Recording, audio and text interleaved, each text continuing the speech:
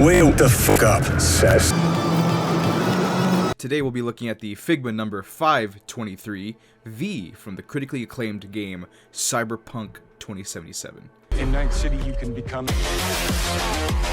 The figure in question is of the protagonist V, more specifically the male version. No news yet on the female version, but come on, who needs her when all you need is Keanu Reeves' impressive cock. Cyberpunk 2077 is a tragic story both in-game and in real life, and fortunately for me, I had an amazing experience playing the game. My love for this franchise deepened even more once the Edgerunners anime came out.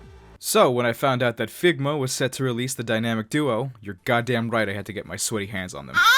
Brought to us by Good Smile and Max Factory, V here is a highly posable action figure with great quality. This figure is really fun to mess with. I've roughed it around for quite a bit and it still holds its own.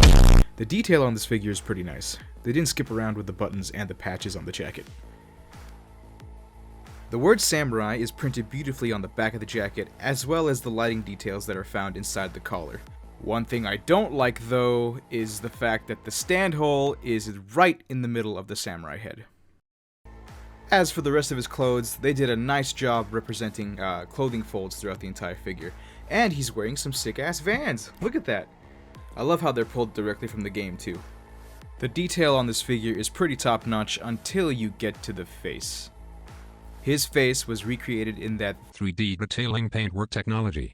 From afar, it looks pretty decent, but when you take a closer look, it looks like the film grain was cranked up to 100. It doesn't help that he only comes with one face, too. For accessories, he comes with one projectile launch system arm, one Arasaka JKE X2 Kenshin handgun, one Militech M221 Saratoga SMG, 6 alternate hands, one stand, a bag to keep everything in, and one Mantis Blade arm. Honestly, a missed opportunity to not include 2 of these. If you happen to pre-order on the Good Smile official site, he comes with a custom stand that has the Cyberpunk 2077 logo printed on. One thing I wish I got was the Kusanagi that released along with this figure, because goddamn that bike looks good. As per Figma standard, this figure is very articulate. The head can go full 360, a little bit of chicken action, can look up and down pretty far, both arms have full crank, both arms can also bend at the elbow. He has standard Figma wrists so they can rotate. He can kick about that far. He can't kick too far back because of his jeans. Both knees can bend like that. He can pivot from side to side. The ankles can bend pretty far back. And he also has a toe bend. Impressive split. I think he may have a ball joint inside because you can do a full 360 on his upper torso. And he has a pretty decent crunch.